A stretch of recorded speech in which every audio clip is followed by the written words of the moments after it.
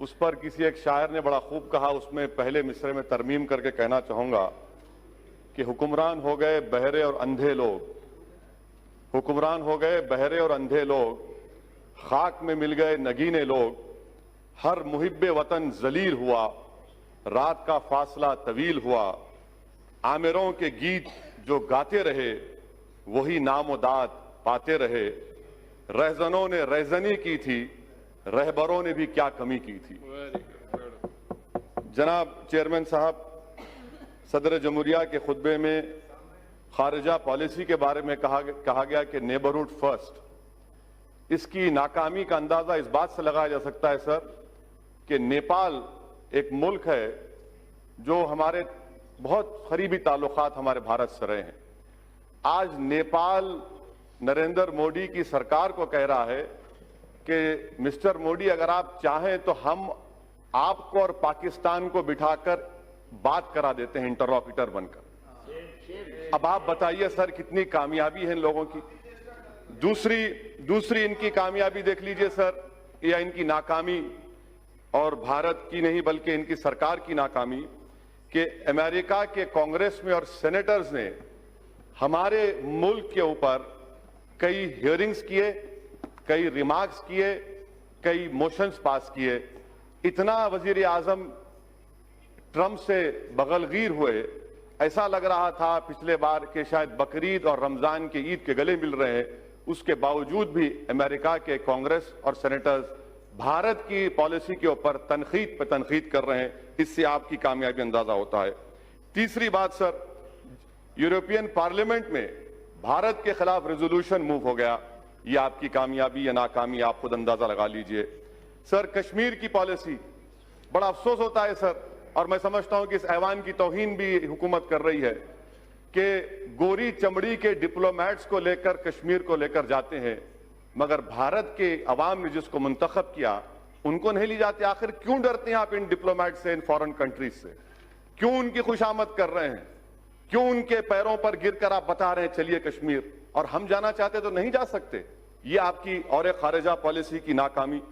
Sir, और एक मिसाल दे रहा हूं सर, एफएटीएफ में जापान जो हमारा मुल्क दोस्त रहा, उसने पाकिस्तान के हक में वोट दे दिया, अमेरिका दे दिया। अब पाकिस्तान पे से एफएटीएफ खत्म हो जाएगा, वो ग्रे लिस्ट से निकल जाएंगे। ये इनकी खारिजा पॉलिसी रही सर। अफगानिस्तान में तालिबान आ रहा है, अमेरिका कह रहा है कि छाबार पोर्ट में भारत नहीं बना सकता पोर्ट। कल तालिबान वहां पर आएगा तो हम क्या करेंगे फिर? आपके पास इसका कोई अंदाजा नहीं है। अच्छा सर, अब आप आ जाइए, हज सब्सिडी को निकाला गया था, 700 करोड़ की सब्सिडी निकाले। मैंने खुद कहा था, कहां गए वो पैसे? 700 करोड़ में आपने कितने मुस्लिम महिलाओं के लिए स्कूल खोले? 0, 0। और आज आप कहती हैं कि स्कॉलरशिप। सर, हर साल मैम डिमांड कर रहे हैं कि माइनॉरिटीज के लिए, अक़लियतों के लिए डिमांड ड्रिवन स्कॉलरशिप करिए, आप नहीं करते। और नहीं करने की वजह से हर साल कम से कम 20 लाख मुस्लिम लड़के और लड़कियां स्कॉलरशिप से महरूम होती हैं। अच्छा सर, आप देख लीजिए, जो पैसे दिए गए थे 2018 और 19 में, उसमें से आपने 170 करोड़ रुपए खत्म दिए ही नहीं। 19-20 में आपने नवंबर तक सिर्फ 27% पैसे रिलीज किए, और फिर आप बड़ी बड़ी बातें करते। हुनर हाट का जिक्र सदर जमहूरिया ने किया, इसमें भी झूठ सर। झूठ का अंदाजा लगाइए कि खुद गवर्नमेंट का मैंने आरटी एप्लीकेशन डाला जिसमें कहा गया कि 2018-19 में खाली 12,000 के करीब आर्टिजन्स को, 1,227 आर्टिजन्स को हुनर हाट में ट्रेनिंग दी गई। आप कहते हैं हजारों। ये आरटीआई का एप्लीकेशन है सर। तीसरी जो अहम बात मैं आपके सामने जिक्र करना चाह रहा था कि theory of separation of powers, ये हमारे हर जमहूरियत के लिए बुनियाद होती है, मगर 5.5 साल में तो थ्योरी ऑफ सेपरेशन पावर्स की धज्जियां नहीं बल्कि उसको निस्तनाबूद कर दिया गया। कोई चीज आजाद नहीं है आज। थ्योरी ऑफ सेपरेशन पावर्स खत्म होकर सेंट्रलाइजेशन ऑफ पावर्स बन चुका है। यहां पर एक ही शख्स के हाथ में पूरा पावर आ चुका है। जो सेपरेशन ऑफ पावर्स में अदलिया थी, लेजिस्लेचर, एग्जीक्यूटिव, अब लगता है कि एक ही फर्द में ये तमाम चीजें समा जा चुकी हैं, जो हमारी जमहूरियत के लिए बहुत बड़ा खतरा साबित हो रहा है सर। चौथी बात सर, जिसका जिक्र मैं आपके सामने करना चाह रहा हूं कि सरकार बार बार कहती है कि और सिटीजन अमेंडमेंट एक्ट, सर इस पार्लियामेंट की तारीख में ये पहला कानून बनाया गया जिसमें मजहब का नाम लेकर हिंदू, मुसलमान, बौद्ध, ईसाई, पारसी, कभी 70 साल में इस तरह का कोई कानून नहीं बना इस पार्लियामेंट में। वो भी बदनुमा दाग का एजाज आपको हासिल है कि आपने मजहब के नाम पर कानून बनाया। सर, एनपीआर एनआरसी के बारे में आज एक सवाल के जवाब में हुकूमत ने कहा कि till now there is no decision NRC has been taken. Sir, ये टिल नाउ का मतलब क्या है? सर, ये टिल नाउ का मतलब क्या है? आज और कल होगा ना, कल होगा, परसों होगा नहीं, उसमें लिखा है अभी तक। अभी तक, कभी तक कभी नहीं लिखा हुआ है ना सर, अभी तक, टिल नाउ। सर अब आप देखिए सर, मैं आपके जरिए से गवर्नमेंट को कह रहा हूं, जी यस सर, मैं थम्स अप हूं, आप शेक्सपियर पढ़े हैं मुझे मालूम, और मैं आपको कह रहा हूं कि अभी सर मैं अभी हलवा और पूहा खा के आऊं इसलिए अच्छा बोल रहा हूं। हाँ, तो सर ये एनपीआर और एनआरसी का मैं जिम्मेदारी के साथ अर्ज कर रहा हूं।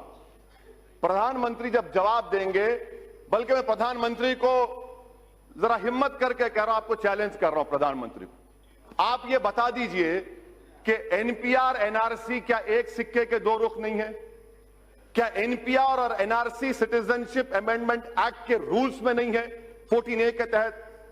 अगर एनपीआर होगा तो एनआरसी होगा, इसीलिए आपने 3,900 करोड़ रुपए एनपीआर को दिए। और एनपीआर, सर सुन लीजिए, एनपीआर के सर इन तमाम से पूछिए कि 2003 के रूल्स में कितने मर्तबा नेशनल पॉपुलेशन रजिस्टर लिखा गया है, कितने मर्तबा national register of Indian citizen लिखा गया है, इनको पता ही नहीं है। सर, मैं आपके सामने कह रहा हूं कि एनपीआर होगा तो एनआरसी होगा, क्योंकि सेंसस अलग है, सेंसस अलग है, एनपीआर अलग है। आप एनपीआर जब करेंगे और उसमें 8 सवालात क्यों डाल रहे हैं आप, नए सवालात? क्या एनआरसी नहीं करेंगे? अच्छा, ये और एक चांस, ये जवाब दे प्रधानमंत्री। दूसरी बात सुनिए, दूसरी बात, आप बोलना चाह रहे तो मैं बैठ जाऊं, आप बोलिए ना सर। सिटीजनशिप अमेंडमेंट, प्रधानमंत्री कहते हैं ये नागरिकता देता लेता नहीं है, ये देता भी और लेता भी है। उसकी मिसाल क्या है? आसाम। क्या आसाम में 5 लाख मुसलमान के नाम नहीं आए, वो बंगाली जबान बोलते? आसाम में 5 लाख बंगाली जबान बोले हिंदू हैं, आप बंगाली हिंदू को सिटीजनशिप देना चाहते हैं, आसाम के 5 लाख मुसलमानों को नहीं देना चाहते? क्या आसाम के असेंबली में आपने नहीं कहा, आपकी सरकार ने? सिटीजन अमेंडमेंट एक्ट ये है, एनपीआर होगा, नहीं घुसपैठी नहीं, घुसपैठियों का बाप हूं। सर सुनिए, एनपीआर होगा तो एनआरसी होगा। आसाम में जो घुसपैठी हैं, आसाम में जो घुसपैठी हैं, मुसलमान घुसपैठी हैं, बंगाली हिंदू नहीं है। सर मैं खत्म कर रहा हूं 2 मिनट में सर। ये तो एनपीआर एनआरसी में कोई फर्क नहीं है सर, एनपीआर एनआरसी एक ही है सर। एनपीआर होगा तो एनआरसी होगा। प्रधानमंत्री बता दें कि आसाम के 5 लाख बंगाली हिंदुओं को सिटीजनशिप नहीं मिलेगी CAA के तहत। सर आखिर में सर मैं आपको बताना चाहूंगा कि ये जो मुल्क में जो माहौल है, प्रधानमंत्री और गवर्नमेंट कह रही है क्यों हो रहा है एहतजाज? प्रधानमंत्री ने खुद कहा था कि मैं मुस्लिम महिलाओं का भाई हूं। आज मुस्लिम महिला उनके खिलाफ खड़ी है तो भाई को नाराजगी क्यों हो रही है, एहतजाज क्यों हो रहा है? सर ये जो लड़ाई है ना सर, ये हमारे वजूद और बका की लड़ाई है। अगर हम इसमें नाकाम हो जाते हैं तो हम खत्म हो जाएंगे। इसीलिए हम कह रहे हैं कि आप कैटेगोरिकली खड़े रहिए और खड़े रहकर कहिए मौजूदा वतन में जो माहौल है सर, ऐसा माहौल है कि 1933 का जर्मनी का माहौल है, 1938 का जर्मनी का माहौल है, 1948 का 38 का मुसोलिनी का माहौल है। आज हर जगह पर अब सिर्फ बाकी क्या रह गया मालूम सर? बाकी हिटलर ने भी इन्हें सेंसस किया था, उसके बाद यहूदियों को गैस का चैम्बर में डाल दिया। मुसोलिनी ने भी 1938 में सेंसस किया था, उसके बाद पूरी जायदाद रोमा और यहूदियों की छीन ली।